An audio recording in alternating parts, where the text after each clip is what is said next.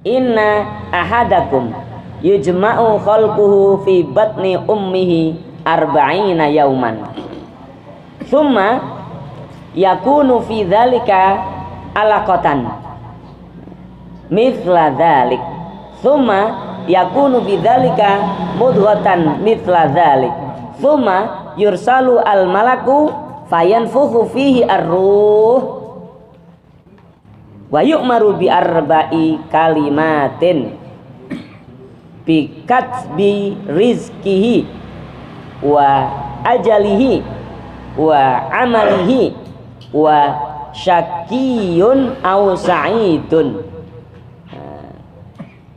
Inna sesungguhnya ahadakum salah seorang di antara kalian yujma'u dikumpulkan khalquhu penciptaannya fi batni ummihi pada perut ibunya arba'ina yauman, ya, selama 40 hari. Pertama kali, Pak, ya, itu berupa apa? Berupa sperma. 40 hari berupa sperma.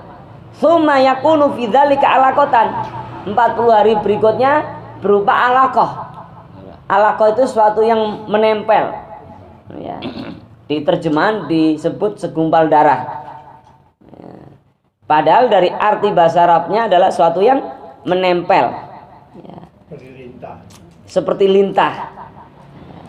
Tsumma yakunu fi dzalika mudghatan mithla dzalik.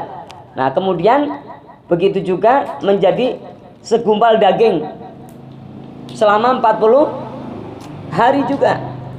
Tsumma yursalu al malaku fayanfuhu fihi ar-ruh. Baru setelah, ya, 40 hari ditiupkan ruhnya. Jadi 40 kali 3 120 ditiupkan ruh. Untuk apa? Nah, di sini disebutkan wa yu'maru bi arba'i kalimatin. Malaikat itu diperintahkan untuk meniupkan ruh dan diperintahkan untuk menuliskan atau menetapkan 4 hal. Pertama, bikat bi rizkihi, rizkinya, ya, cara dapat rezekinya dari mana, berapa banyaknya, macamnya apa saja, ditetapkan sama Allah. Wa ajali, masa hidupnya sampai kapan ditetapkan, itu sudah ditentukan oleh Allah. Wa amalihi, peristiwa yang terjadi dalam kehidupan dia sudah ditentukan oleh Allah. Tentu nanti ada penjelasan yang lebih detail, ya. Wa sakiyun au sa'idun, dan sakiyun celakanya, au sa'idun dan bahagianya. Bahagia celakanya itu sudah ditentukan oleh Allah. Makanya orang beriman itu nggak boleh sedih karena semuanya sudah ditentukan oleh Allah. Tapi juga nggak boleh putus asa. Wah, sudah ditentukan aja kok ngapain? Loh, kok kayaknya kita tahu sebagaimana penentuannya. Padahal kan kita nggak tahu ketentuannya itu seberapa. Umur kita itu seberapa lama, kita nggak tahu. Tapi pemegang otoritasnya ini adalah Allah. Maka jangan sampai salah memahami. Ya, aku ya begini aja lah. Yang penting kan ini paling-paling juga begini rezekinya. Nggak boleh gitu. Nah, itulah hadis yang mengilhami para ulama Nusantara khususnya membuat acara. Kalau sebagian sahabat-sahabat kita mengatakan acara yang seperti itu dianggap bid'ah. Nah, dalam tradisi ulama Syafi'iyah, bid'ah itu ada dolalah, ada hasanah, ada yang sesat, ada yang baik, tidak sesat. Yang baik yang bagaimana menurut Syafi'iyah? Yang baik, yang tidak sesat adalah yang berdasarkan Quran dan Sunnah sandarannya. Nah, ini tadi hadis yang saya sebut ini sandarannya nih, ya.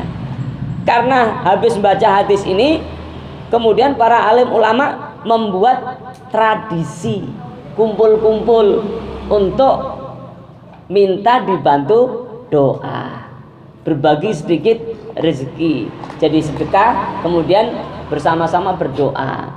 Nah itu yang terjadi di negeri kita tercinta ini. Jadi yang seperti itu masuk kategori bid'ah hasanah. Kalau ada orang bilang, oh itu bid'ah, nggak apa-apa, tapi hasanah. Jangan setiap orang yang mengatakan bid'ah itu dibilang dia itu sesat, itu udah amalan kita. Jangan cuma gitu dong. Gitu. Tapi dijelaskan awal mulanya seperti apa. Gitu. Nah, emang boleh seperti itu, Ustaz? Boleh. Kenapa? Contoh misalkan, ya dulu Rasulullah berdasarkan sebuah hadis, beliau mengatakan ketika ada orang saling bertemu kemudian bersalaman, maka sebelum berpisah mereka, sebelum lepas nih salamannya, itu sudah gugur dosa-dosa keduanya. Dalam sebuah hadis yang berbeda, seorang sahabat pernah menjumpai Rasulullah habis sholat subuh bersalaman dengan sahabat. Orang-orang nyalamin Rasulullah, para sahabat habis salaman mengusapkan tangan mereka ke wajahnya. Itu sholat subuh. Sholat yang lain gak ada kabarnya. Nah, sehingga ada kemungkinan karena hadis itu udah 1400 tahun yang lalu, ada kemungkinan setiap sholat yang lain kadang ada kemungkinan juga tidak. Tetapi ada dasarnya. Apa dasarnya? Ketika orang bertemu kemudian bersalaman, maka Allah akan gugurkan dosa keduanya sebelum mereka berpisah. Loh, itu hadisnya. Kapan waktunya? Bebas saja. Setiap yang tidak ada larangan itu boleh, asal ada sandarannya. Nah, ini sandarannya tadi itu. Sandarannya. Nah, sehingga para alim ulama membiasakan kadang habis sholat 5 waktu bersalaman kanan kiri. Tapi kadang-kadang kita nyalamin, dia nggak mau. Jangan dipaksa. Jangan bilang kamu Wahabi ya. Loh, ini yang ngomong dan yang diomongin sama, ini nggak ngerti. Gitu. Jangan begitulah. Oh, berarti dia mungkin belum nyampe pemahamannya. Selesai. Gitu. Kita juga gitu, bersabar. Atau dia sudah nyampe tapi nggak yakin. Yang seperti ini dianggap bid'ah, yang tidak dicontohkan Nabi, tidak ada sandarannya dan tidak masuk pahala, bahkan bisa menjerumuskan dia ke neraka. Ya nggak apa-apa, itu keyakinannya. Bagi yang yakin, ya layanin. Ada yang salaman, dilayani. Kalau biasa salaman, salaman. Ya tidak. Yang biasa 4 bulanan, ya silakan 4 bulanan. Yang tidak mau, ya jangan dipaksa. Jangan dituduh. Tetangga kita nggak mau 4 bulanan, kayaknya ini aliran Wahabi nih, aliran Muhammadiyah nih, aliran apa? Enggak. Memang dibolehkan milih. Gitu. Jadi itulah indahnya, enaknya orang Islam, Bapak yang dirahmati Allah. Makanya saya sangat berharap, alhamdulillah kalau ibu-ibu sebulan sekali, alhamdulillah saya masih ada kesempatan ngisi karena hari Jumat malam Sabtu. Jadi kalau Sabtu malam Ahad sering bentrok gitu ya. Ini 1 bulan ini karena libur ya, paling ngisi-ngisi nilai dan sebagainya, alhamdulillah bisa. Jadi mohon saya dimaafkan gitu. Nah, tetapi saya pengen majelis taklim kita ini tidak fanatisme gitu ya. Tidak fanatisme, tapi berdasarkan ilmu, terus belajar gitu.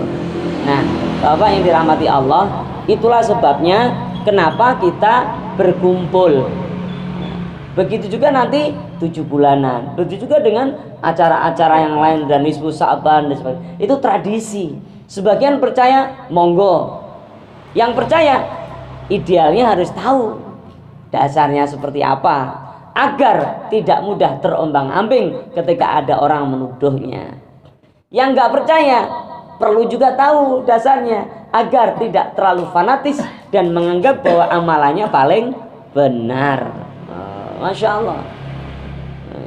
Dan kita diingatkan dalam Al-Quran, wala tuzakku anfusakum, jangan kalian menganggap diri kalian itu suci, paling diterima pahalanya, paling sahih, paling khusyuk, paling benar, paling sempurna.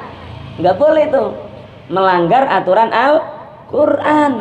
Masya Allah. Ingat nggak Pak peristiwa dulu seorang Arab Badui ikut sholat Nabi, tiba-tiba kencing langsung di pojok masjid dalam ruangan ngencing.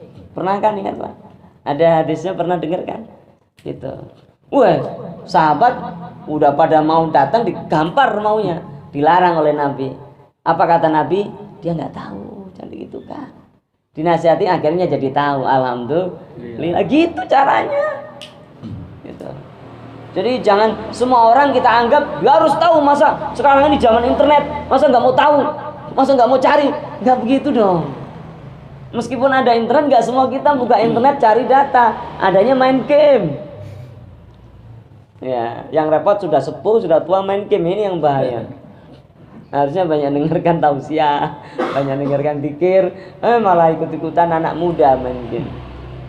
Padahal anak muda main game juga nanti menyesal gitu. Waktunya banyak terbuang, waktu yang luar biasa itu. Jadi itu ya, semoga menjadi ilmu yang bisa bermanfaat insyaallah. Amin ya rabbal alamin. Bapak-bapak, jazakumullah, sehat semuanya, panjang umur.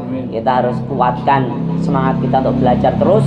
Ya, kalau ada apa-apa jangan ditanggapi dengan emosional. Ya, karena apa? Setiap hal akan mendapatkan keberkahan manakala kita mengedepankan cara Rasulullah Muhammad sallallahu alaihi wasallam, yaitu memaafkan, mendoakan, dan berkata yang baik insyaallah. Subhanakallahumma bihamdik, asyhadu an la ilaha illa anta, astaghfiruka wa atubu ilaik. Assalamualaikum warahmatullahi wabarakatuh.